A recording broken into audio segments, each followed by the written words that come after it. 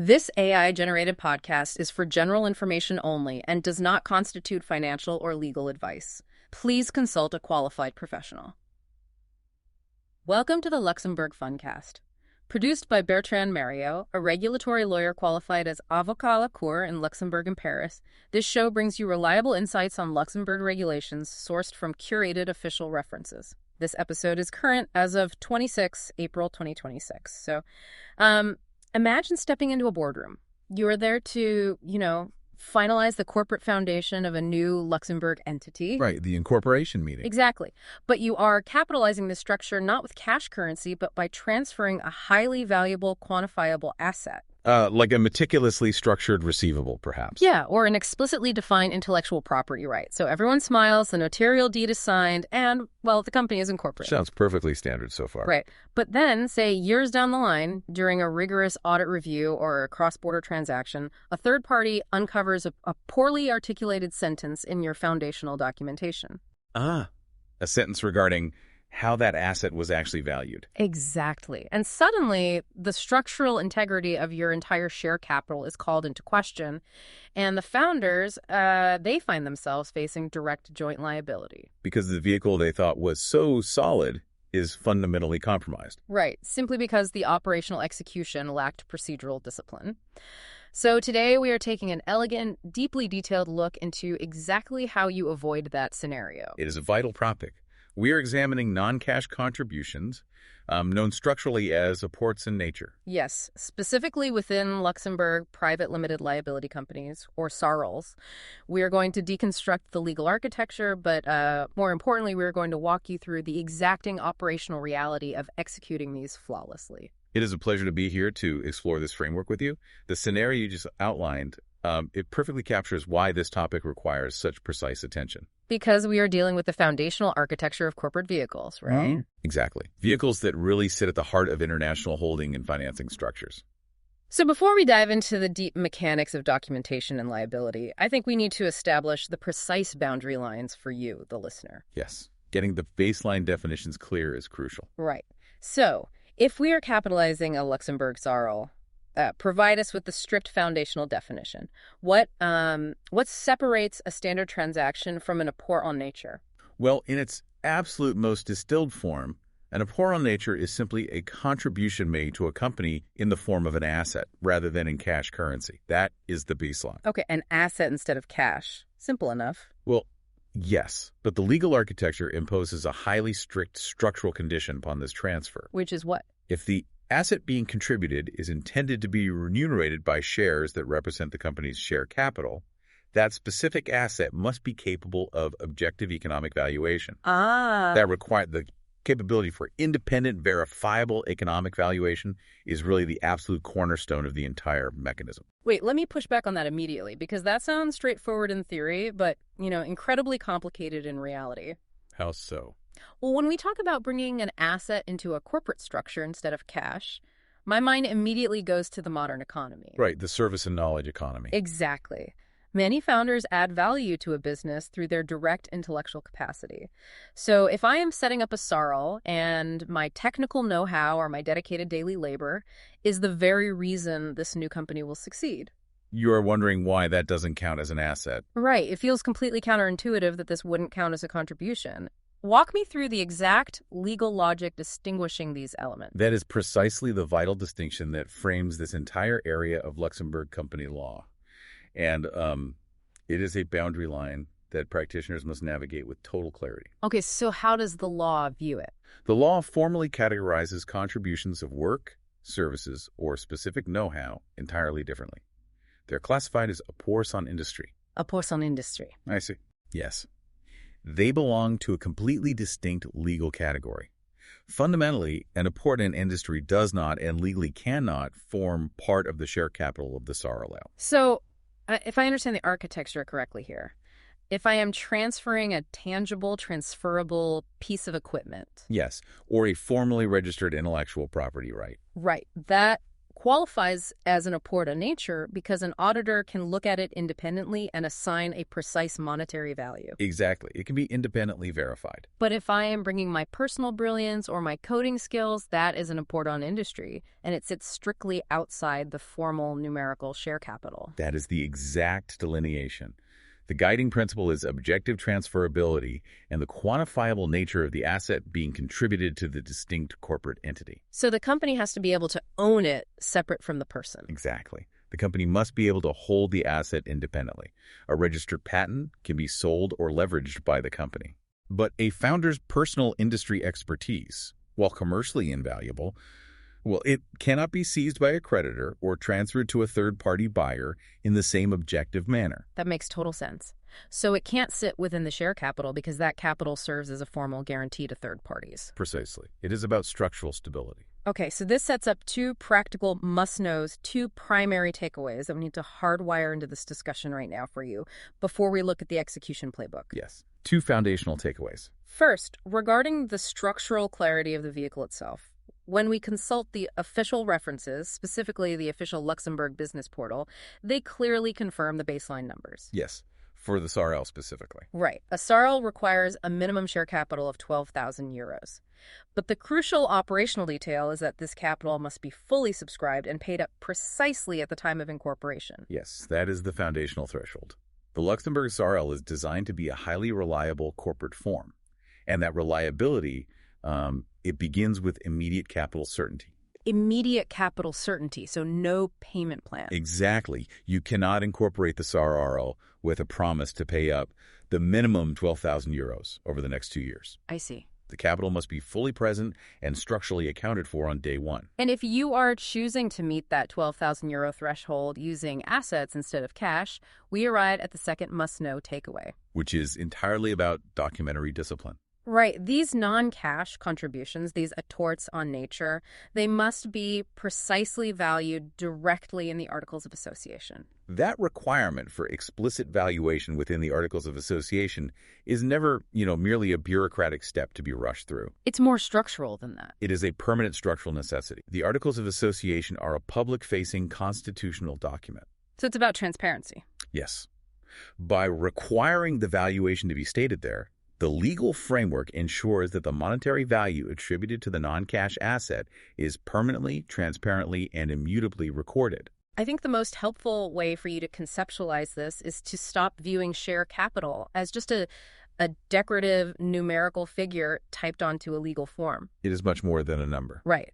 Think of it as the foundational architecture, the load-bearing foundation of a physical structure. I like that analogy. Yeah. Every single brick in that foundation, in this case, every asset contributed to reach that capital figure must be meticulously quantified, verified, and placed perfectly. Because you are engineering something that needs to remain structurally sound for decades. Exactly, because someone is going to inspect that building eventually. It might be a lending institution examining your balance sheet, or a rigorous auditor reviewing your file. Or a future transactional counterparty conducting intensive due diligence before an acquisition. Right. And if they look at the foundation and cannot verify exactly what asset constitutes that 12,000 euros, the integrity of the entire structure is compromised. The load-bearing foundation is the perfect framing. If the bricks, the apports in nature, are not accurately measured and procedurally verified at the exact moment they are laid, well, you introduce structural risk. Into the entire corporate building. Yes. And in Luxembourg, the objective is to eliminate that structural risk at the very point of origin. Okay, so having established those baseline definitions, I want to transition into the core mechanics of how these rules actually operate on the ground. Let's do that. We need to systematically unpack the legal context governing this. Right. Let's do a systematic look at the who, what, where, when, why, and how.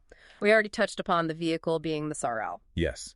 And it is important to remember that a SARL can have between 2 and 100 shareholders. But a single-member SARL is also permissible, right? Yes, a single-member SARL is entirely permissible under the framework. The SARL is incredibly prevalent in Luxembourg, specifically because it elegantly merges the advantages of capital companies. Meaning the liability is strictly limited to the contribution. Exactly. It merges that with certain structural features of partnerships, most notably the restricted transferability of the shares themselves. Which makes it an ideal vehicle for closely held ventures or joint ventures. Yes, and highly sophisticated holding structures. And we should firmly underline the legal regime governing this. This is fundamentally a pure Luxembourg company law topic. Absolutely. The rules surrounding how you capitalize a company, how you value and report on nature, are governed by the law of 10 August 1915 on commercial companies. That is a vital distinction for practitioners to maintain. We are not discussing a CSSF or alternative investment fund manager topic here. Right. This is pure foundational corporate law architecture. Exactly. While it is true that SARLs are frequently utilized within wider structures, perhaps acting as holding vehicles below a regulated fund, the mechanics of their capital formation do not arise from financial sector regulations. They remain deeply rooted in the structural principles of the 1915 law. Precisely. The standards of corporate validity apply universally, regardless of the vehicle's ultimate commercial purpose. Let's address the jurisdictional and procedural boundaries here. Because we are bound by the 1915 law, the jurisdictional scope is strictly Luxembourg. Right. Yes, strictly Luxembourg. But practically, how is the incorporation executed? We are not just drafting a private contract between parties and filing it away in a drawer, are we? No, absolutely not. The vehicle must be formed under Luxembourg law, and procedurally, it must be formed before a Luxembourg notary.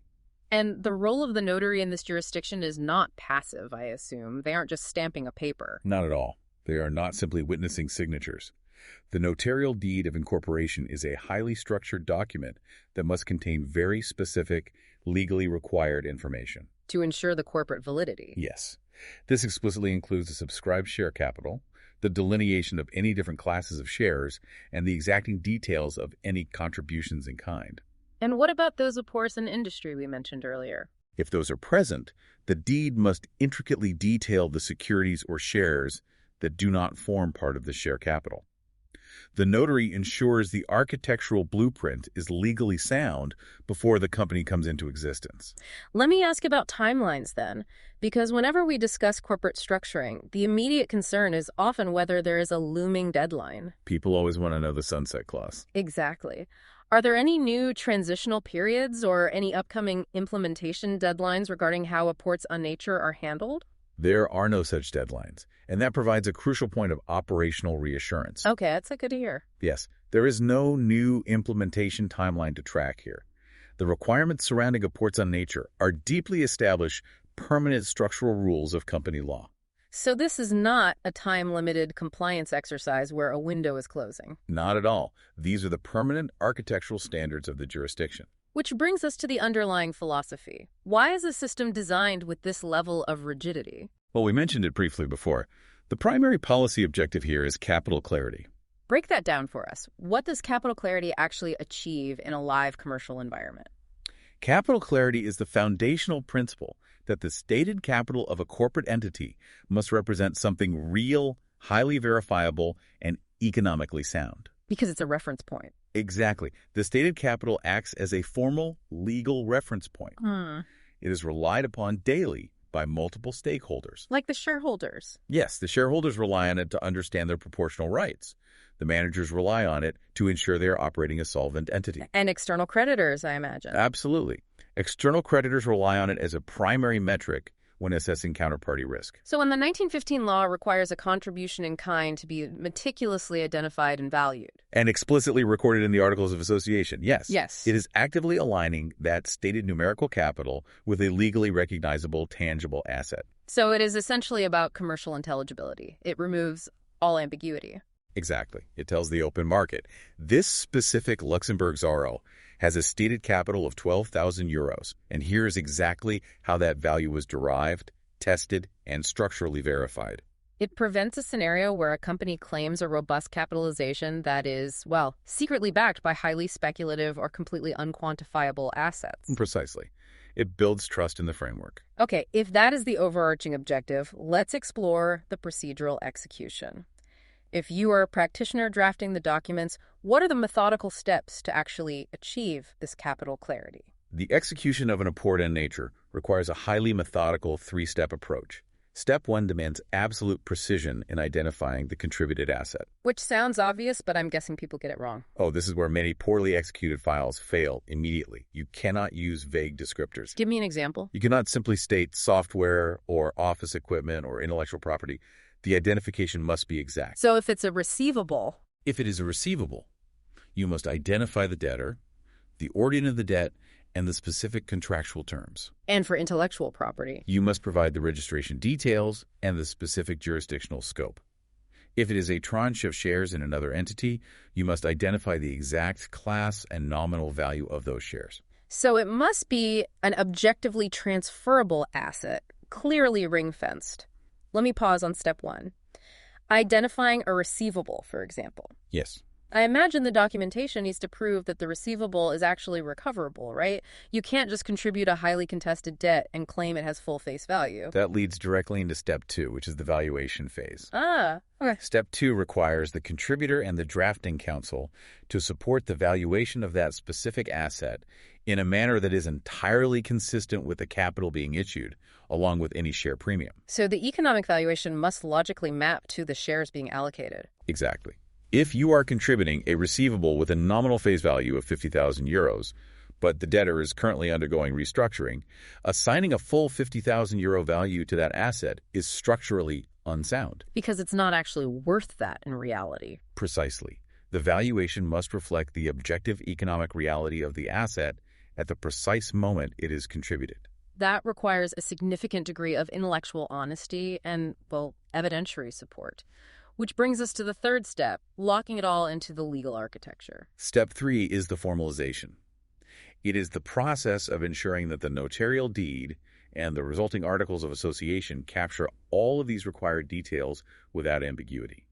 So what exactly goes into the deed? The deed must explicitly state the nature of the contribution in kind, the identity of the contributor, the valuation applied, and the corresponding shares issued. And if there are those apports in industry we talked about. Furthermore, if the transaction also involves those non-capital contributions, the deed must meticulously detail the specific rights attached to any non-capital shares or securities issued in exchange. Okay, so understanding the theory of the 1915 law and the policy objective of capital clarity is one thing. But I want to spend significant time walking through the operational reality. The playbook, as it were. Right, the playbook. What does it actually look like to execute this in a live scenario? Because sitting at a desk drafting a theoretical valuation is very different from sitting across from a notary who is rigorously reviewing your file. That is very true. In a live scenario, whether it is the initial incorporation of a SARL or subsequent capital increase, the ultimate operational priority for any practitioner is presenting what the industry refers to as clean file. A clean file. I like that phrasing. Yes. It is vital to understand that success is not simply a matter of whether the asset in question possesses intrinsic value. It's about proving it. Exactly. The true procedural test is whether your documentation file demonstrates that value seamlessly and undeniably to a third-party reviewer. Let's dissect that. What exactly does a clean file accomplish in the hands of a rigorous reviewer? And conversely, what does a messy file look like? A clean file ensures that when a Luxembourg notary or an independent accountant or a compliance officer picks up the documentation, they can follow the structural logic from beginning to end. Without ever needing to pause and reconstruct the methodology. Precisely. A flawlessly clean file perfectly connects the asset, the identity of the contributor, the logic of the valuation, the mechanics of the legal transfer, and the ultimate allocation of shares. And if it's messy? If a reviewer has to ask follow-up questions, request supplementary side letters, or guess how the capital figure was derived, the file is simply not clean. It introduces friction. Let's bring this back to the practical implications for founders, specifically regarding that vital distinction we discussed earlier between apports on nature and apports on industry. The asset versus the expertise. Right. If I am putting together a founding team, how does this distinction dictate the operational reality of our equity split? The practical implications here are immense, and they heavily dictate how founder arrangements and management participation structures must be drafted. Give us a common scenario. Imagine a very common scenario. A corporate structure is being formed, and one founder is bringing initial capital, while another founder is contributing their proprietary technical know-how and their commitment to build the product. Okay, and as we established, that technical know-how is an apport on industry. Emphatically, yes. It cannot increase the formal share capital of the SARL. But the operational reality is that this founder still requires economic participation in the venture. They aren't working for free. No, of course not. So how do you solve that procedurally? You have a founder who cannot receive traditional capital shares for their know-how, but who needs to be integrated into the economic upside of the company. The solution lies in the precise mechanisms of Luxembourg corporate law. The contribution of an apport on industry may result in the issuance of specific, non-transferable shares. Okay. These shares do not form part of the mathematical share capital, but they can carry very real economic rights. What kind of rights? They can grant the holder a right to share in the annual profits of the company and a right to a portion of the net assets upon a future liquidation. That's interesting. Importantly, they also carry an obligation to contribute to the company's losses. That is a highly sophisticated mechanism. So if the SARL needs to demonstrate a specific level of numerical share capital for commercial reasons, perhaps to satisfy a regulatory requirement. Or to meet the covenants of a lending facility, yes. Right. Bringing in a highly skilled founder doesn't help you meet that numerical capital threshold, even though their skills are the engine of the business. You have to clearly separate the capital rights from the broader economic rights. Precisely. Economic rights and formal capital rights are not always identical under the law. You really need to know your tools here. Knowing exactly which mechanism to deploy an apport on nature for quantifiable assets or an apport on industry for specific know-how is fundamental to structuring founder equity correctly. Because if you mix them up, A failure to distinguish between the two in the drafting phase will lead to a rejected file or, worse, an invalid incorporation. let's pivot to the concept of liability then, because this is where the theoretical abruptly meets the highly consequential. It is a critical component of the architecture. The official references are uncompromising on this point. The official Luxembourg business portal summarizes that founders, and in the case of a later capital increase, the managers hold direct joint liability towards third parties for certain critical capital-related matters. Yes, the responsibility placed upon founders and managers is significant and entirely structural. Walk me through the mechanics of that joint liability. What are they actually liable for? The law ensures that those who architect the company are accountable for its foundation. They hold joint liability for several specific issues. First, for any invalid subscription of shares. Okay, invalid subscriptions. Second, for the failure to fully pay up the required shares at the time of incorporation. Which goes back to our 12,000 euro rule. Exactly. But the third point is perhaps the most critical for our discussion on non-cash contributions.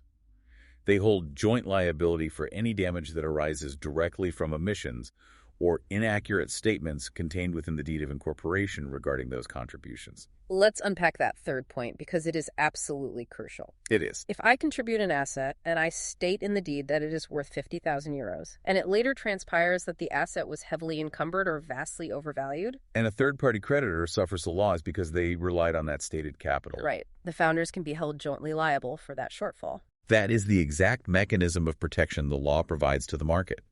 The founders cannot simply hide behind the limited liability shield of the SARL if they themselves provided inaccurate statements to build that shield in the first place. So you really can't take this lightly. No, the joint liability ensures that the valuation of an apport on nature is taken with the utmost seriousness. This brings to mind a very specific approach to legal documentation. Knowing that joint liability exists shouldn't lead to excessive, highly defensive drafting, where the lawyer simply throws in 50 pages of caveats. Absolutely not. That is not the Luxembourg way. Right. It should lead to highly disciplined, precise drafting. Disciplined drafting is the hallmark of a seasoned Luxembourg practitioner. The goal is never to obfuscate the transaction with endless defensive caveats that render the document unreadable. You want structural completeness. Yes. It is not about writing 50 pages when 5 elegant pages will do.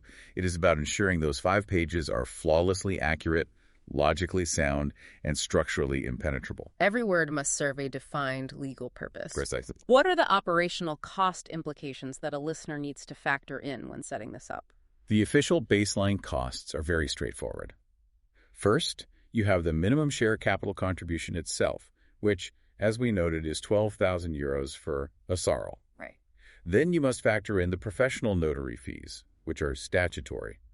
Additionally, There are the publication costs associated with registering the deed with the Trading Companies Register. And what about the professional fees for the practitioners? It is important to maintain a pragmatic view there. Legal drafting fees and independent valuation fees will inevitably vary depending on the complexity of the specific asset being contributed. That makes... Yes, valuing a simple, documented intercompany receivable is vastly different from commissioning an independent valuation report for a complex portfolio of intellectual property. And regarding the operational workflow, there is a very important note on how practitioners should sequence their analysis. Yes, the sequencing is vital. You must always keep the corporate validity analysis neatly separated from the tax impact analysis. I imagine it is very easy for a deal team to get so focused on the tax optimization of transferring an asset that they forget the foundational company law requirements. That is a very common operational friction point. The tax treatment and the accounting categorization of the transaction will undoubtedly matter immensely to the overall commercial viability of the deal. Of course. However, your pure company law analysis must come first, and it must remain conceptually distinct. You must always begin by asking 3 rigid structural questions. What are they? What exactly is the asset being contributed? Is it objectively capable of economic valuation under the 1915 law? And is the statutory documentation capturing this transaction entirely accurate? So you have to lay the physical bricks before you decide what color to paint the house. Exactly. Only after the corporate foundation is definitively solid do you layer on the complex tax and accounting analysis. If the corporate solidity fails, the tax analysis is entirely irrelevant. Bridging this highly focused company law topic to the wider Luxembourg regulatory environment, the discipline in documentary execution that we are talking about today is a persistent theme echoed across all official mandates. It is the defining feature of the jurisdiction. If we take a pulse on the market right now regarding how practitioners view reports on nature, what is the consensus? The market comprehensively views RL reports on nature as an execution topic, not a novelty. The theoretical mechanics are highly familiar to Luxembourg professionals. So it's all about execution. The true differentiator between firms is the operational quality of the implementation file. A poorly executed file, one that lacks precision in its valuation logic or identification, will inevitably create friction later on. Like we said before, friction with the notary or an auditor. Yes. As is often said in structural drafting, a contribution clause that is elegant but vague is simply unfinished. Vagueness is the absolute enemy of structural stability in Luxembourg. Let's connect this concept of a clean file and structural discipline to the wider environment curated by the Commission de Surveillance du Secteur Financier, the CSSF. A very supportive pillar of clarity within the jurisdiction. Exactly. They consistently provide frameworks that ensure the operational integrity of the entire financial sector. And there has been some recent CSSF activity that beautifully illustrates how legal architecture and operational execution must always move together. Indeed, there are excellent recent examples of this philosophy in action. On the 15th of April 2026, the CSSF issued Circular 26910. And what does that circular address? This circular provides vital structured guidance concerning the European Securities and Markets Authority guidelines on liquidity management tools, commonly referred to as LMTs. Well, funds, right? Yes, these guidelines apply specifically to undertakings for collective investment in transferable securities, UCITs, and to open-ended alternative investment funds, or AIFs. Now, obviously, implementing liquidity management tools for regulated UCITs is a very different discipline than drafting a capital contribution clause for a private Sargello. Very different mechanically, yes. But the underlying philosophy connects them directly. Why bring up Circular 26910 in this context? Because it perfectly demonstrates the overarching regulatory and legal philosophy of Luxembourg.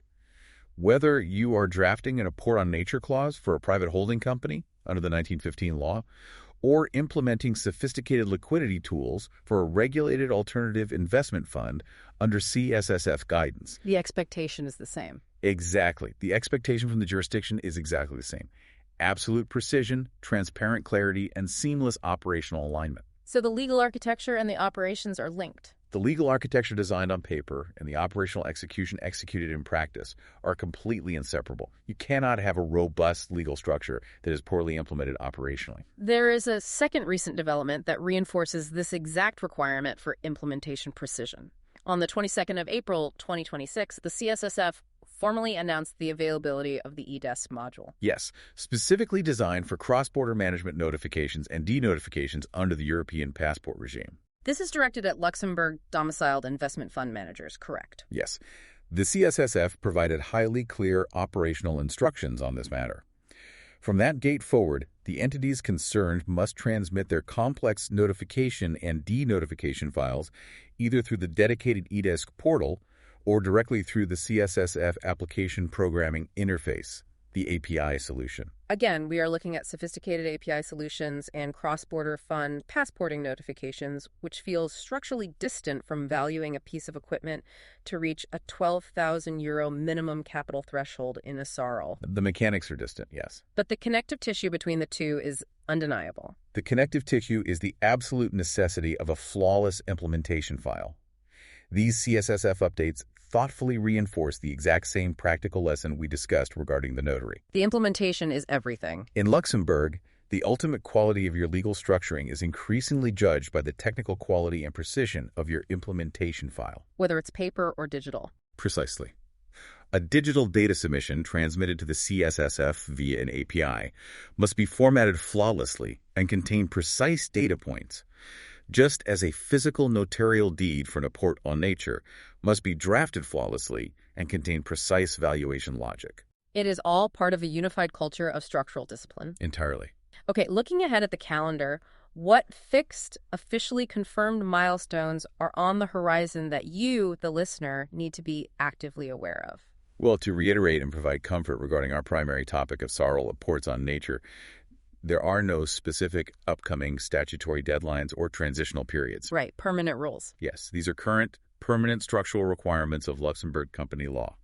You apply this rigorous discipline today, and you will apply the exact same rigorous discipline tomorrow. It is a permanent standard. But looking at the wider regulatory environment, there is a highly confirmed upcoming date you absolutely must have on your operational radar, which is the 15th of July, 2026. Correct. On the 17th of April, 2026, the CSSF respectfully drew the market's attention to two crucial public consultations. Launched by the European Anti-Money Laundering Authority, or AMLA. Yes. What are the operational specifics of these two AMLA consultations? What exact structural components are they looking at? The first is a consultation on draft guidelines concerning business-wide risk assessment.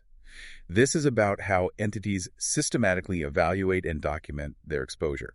And the second consultation? The second consultation pertains to draft regulatory technical standards regarding group-wide minimum requirements and additional measures specifically for subsidiaries and branches located in third countries. And those remain open until July? Yes. Both of these highly important consultations remain open for industry input until the fixed date of the 15th of July, 2026. It is so important for practitioners to view these updates not as temporary compliance initiatives or fleeting trends, but as permanent refinements to the jurisdiction's architecture. Absolutely. Anti-money laundering and countering the financing of terrorism are permanent foundational structural pillars of the Luxembourg jurisdiction. They aren't going anywhere. No, they are absolutely fundamental to the ongoing integrity of the entire financial system. These AMLA consultations are simply part of the careful, methodical, and ongoing refinement of that highly robust framework. They require the same procedural discipline we have discussed throughout this hour. Exactly. Let's move to our final synthesis. We have covered the theory, the liability, and the wider operational culture of Luxembourg.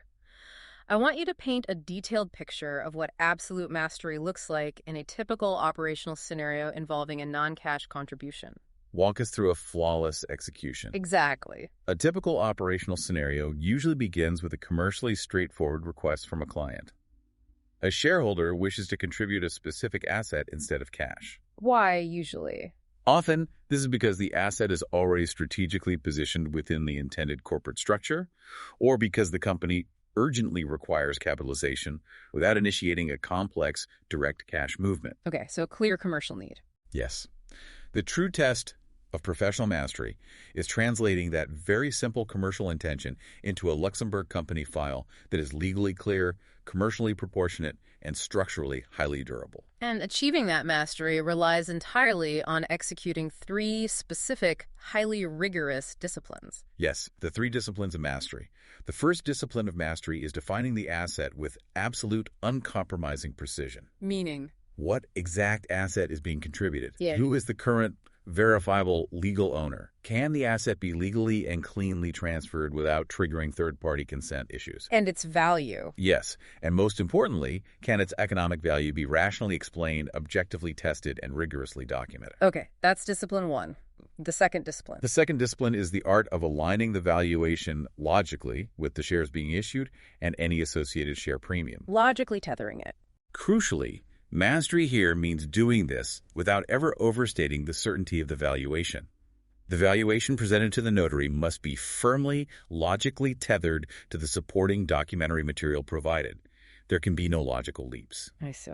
And the third and final discipline of mastery. The third discipline is ensuring the formal notarial deed and the articles of association do their job plainly and elegantly. They need to speak for themselves. Precisely. The exact nature of the contribution in kind, the precise identity of the contributor, the step-by-step logic underpinning the valuation, and the specific details of any non-capital economic rights must be entirely immediately intelligible from the face of the document itself. No supplementary explanation should be required. Exactly. No one should need a side letter to understand the capital. When a practitioner achieves that level of mastery across all 3 disciplines, the operational result is fascinating. A successful, highly complex file feels almost entirely uneventful when it's finally signed before the notary. Yes, uneventful in the best way possible. Right. And it feels uneventful simply because all the rigorous, difficult, highly intellectual work was resolved flawlessly during the drafting and preparation phase. All the friction was removed beforehand. There are absolutely no surprises at the signing table, and there are no structural vulnerabilities left in the foundation. Because the SARL operates as both a reliable domestic vehicle and a frequent component of cross-border holding and financing structures, a meticulously crafted contribution file directly supports the long-term stability of international banking, governance, and exit documentation. Follow on Apple Podcasts, Spotify, or wherever you get your podcasts. Subscribe to Bertrand Mariaux and Rigore Media on YouTube. Connect with Bertrand on LinkedIn at bertrandmariaux.com. All links in the show notes. This was the Luxembourg Fundcast.